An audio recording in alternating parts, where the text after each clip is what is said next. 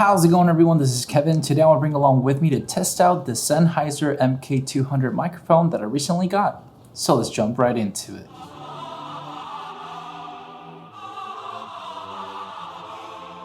So I recently got the Sennheiser MK200 microphone because I wanted to have a backup microphone from my Rode Video Micro that I've had for literally years. I think I've had this for about now 3 years and it's done phenomenally. I think it's still a great microphone, but I wanted to have something just in case I needed to have 2 microphones into my second camera so I'm not having to go back and forth. I like to have also just a backup microphone because honestly, sound is probably one of the most important things that you can have when it comes down to your videography. And I thought that, well, better to have a backup than not.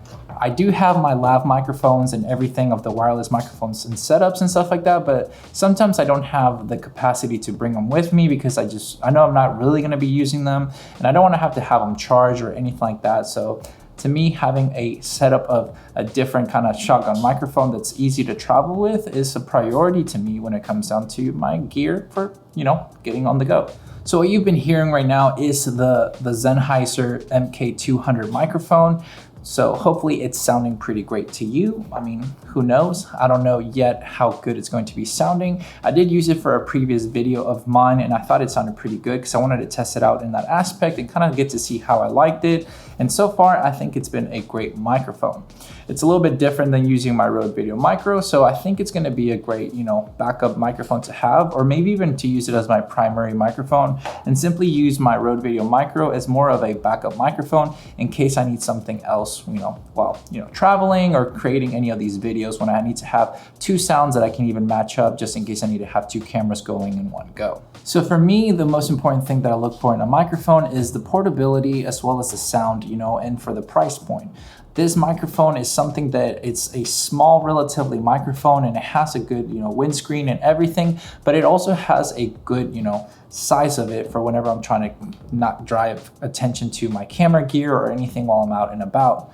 For me, one of the things that I look for when I'm traveling especially is to not be as obvious of having gear because you never know, you could get mugged, you could get any situation, risen from it because people might not feel comfortable with you having a camera. And depending on the country, you might have some situations where it's not really wanted to have such of a professional camera out. So that's one of the reasons why I try to have the gear that I can to almost hide as much as I can of the professional side of the camera. Granted, it's a little bit hard to do that with 35 to 150 because look at the size of this bad boy.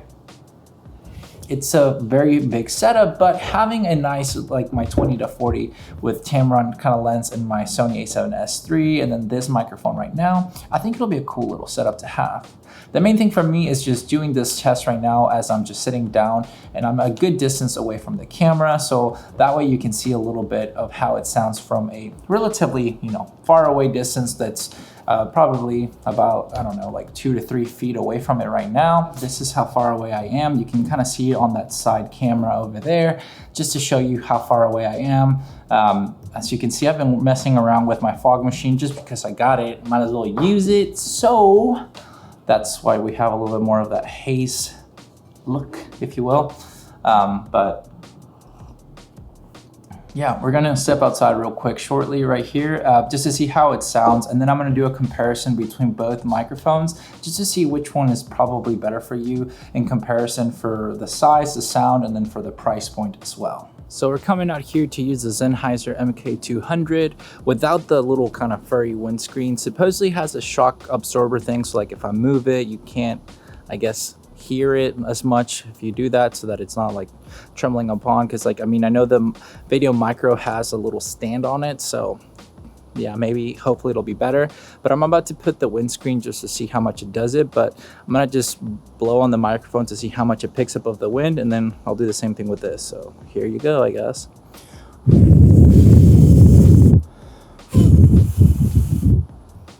You're the judge of that. So now we're gonna put this on.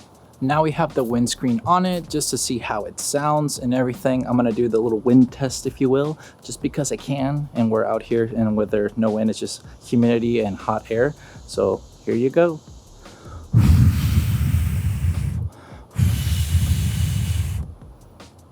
major difference from either. I don't know. You might know more than I do, because at the end of the day, well, you're getting to hear it first. But yeah, so far, hopefully it sounds good. We're gonna go back inside because it is nasty out here, and we're gonna compare the microphones just a little bit, just to test them out to see if there's much of a difference. I'm gonna try to do that little movement as well to see if it shakes a lot with the other microphone to compare it.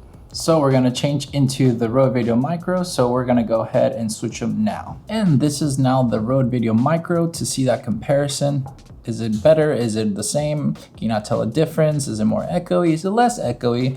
You know, you're gonna be the judge of that. So I think either microphone's probably gonna be good. They're both about the same price range. I think this one was like $70 and the Rode Video Micro could be around 50-ish. So I mean, there's a couple $1 difference for the microphones. That just can be your thing to check out. The only cool thing I do like about this is it gives you a different cable to be able to use for the camera and as well for your phone. So if you want to use this for your phone, you're able to do that a lot easier since they're different cables anyway. But yeah, we're gonna do a little bit of the movement test to see how it sounds, but I'm gonna be about the same distance as I was a bit ago with the other microphone. That way you can see as well kind of how it sounds with the echo or not. So yeah, we're just chilling here in my, I guess, one living room thing slash, I don't even know what I call it, dining table kind of thing. So yeah, distance right here. So there you go. So this is the little movement test that we're doing earlier out there. It's just kind of like moving it, see how it goes. And then is it blocking this, the I guess the wind-ish kind of thing better? Not, who knows? You know more than I will right now. But yeah, I mean, these microphones tend to be pretty great. I know you can get the more expensive ones that maybe sound a lot better, but honestly, my Rode Video Micro has hit the spot pretty well when it comes down to a microphone.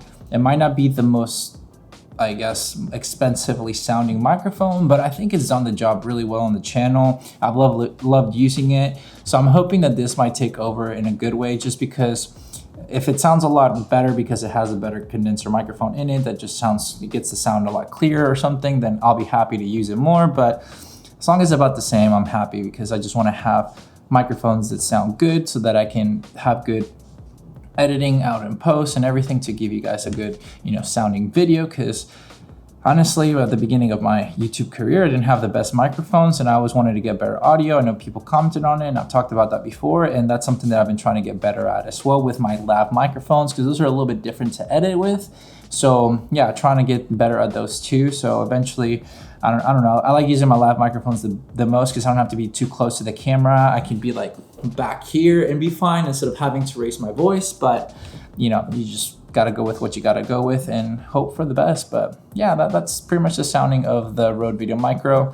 And we're gonna switch back with the Sennheiser MK200 just to keep, you know, getting the sound and finishing up this video here shortly. And we're back with the Sennheiser microphone. So yeah, that was just a quick little video of a test, just because I was excited to get this and get a different type of microphone and just keep adding value to the videos to showcase what can work out for a certain budget, since not always can we buy the $200 like Rode microphones that they have, or all the wireless microphones or anything. Some people need to have something smaller to travel with, like I want to have. So hopefully this video is informative to you guys to help you out in your search for better sound, because that's probably going to be the best investment when it comes down to your videos. You can film with your phone and have amazing, you know, microphone to be able to get the nice sound. But if you know, film with a $3,500 camera, and if I took off the microphone and just use the internal microphone, well, you're probably not going to have that best of a sound. So you want to have that, you know, option to be able to just bring the A+. So